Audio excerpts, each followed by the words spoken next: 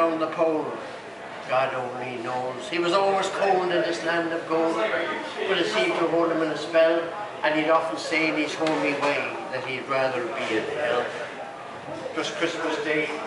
We were making our way over the Dawson trail and talking the cold through the parka's fold. It pierced like a driven nail. If our eyes be closed and our lashes froze, they sometimes we scarcely could see. It was no fun. But the only one to whimper was Sam McGee. And that very night, as we lay packed tight in our robes beneath the snow, the dogs were fed and the stars overhead, they were dancing heel and toe. He turned to me and capped. Says he, I'll cash in this trip, I guess. And if I do, I'm asking that you won't refuse my last request. But he seemed so low that I couldn't say no. Then he said with a sort of a moan, it's the cursed cold that's got right hold and chilled me clean to the bone. Yet, it ain't been dead. But the awful dread of an icy grave that pains, and I'm asking you that foul or fair, you'll cremate these last remains. The palace last needs a thing to heed, and I swore that I would not fail. We started off with the strike of dawn, but God, he looked ghastly pale. He crouched in his lane, he raved all day of his home back in Tennessee. And by nightfall, a corpse was all that was left of Sam McGee. Now there wasn't a breath in that land of death. As I hurried, horror-driven, with a corpse half hid, I couldn't get rid because of a promise given. He was lashed to the sleigh, and it seems to say, you may tax your brawn and your brain, but you promised true, and it's up to you to cremate these last remains. Now a promise made is a debt unpaid, and the trade has its own stern code. In the days to come, though my lips were numb, in my heart how I cursed that blow. In the long, long nights, and the lone fireside, and the huskies round and ring, howled out their woes to the homeless snows. Oh God, how I hated that thing. Then every day that quiet clay seemed to heavier and heavier grow.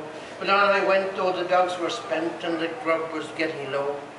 The trail was bad and I felt half mad, for I swore I would not give in, and I'd often sing to that hateful thing, and it just happened with a grin. Till I came to the marge of Lake Lebarge, and a dirty there lay. It was jammed in the ice, and I saw him thrice. It was named the Alice May. I stopped at it and thought of it, then looked at my frozen chum, and here, said I with a sudden cry, is my crematorium. Some planks I tore from the cabin door and I lit the boiler fire. Some coal I found I was lying around and I heaped the fuel higher. The flames just soared and the furnace roared, so should blaze you seldom to see. Then I burrowed the hole in the glowing coal, and I stuffed in Sam McGee. Then I made for a hike, for I didn't lie to him sizzle so, but heavens howled and the husky scowled and the winds began to blow. It was ice cold, but the hot sweat rolled down my cheeks, and I don't know why the greasy smoke and inky flow, it went streaking through the sky. I do not know how long in the snow I wrestled with grisly fear, but the stars came out and danced about, where again I ventured near. I was sick with dread, but I bravely said I'll just take a peek inside. I guess he's cooked, and as time I looked, then that door I opened wide, and there sat Sam looking cool and calm in the heart of the furnace roar.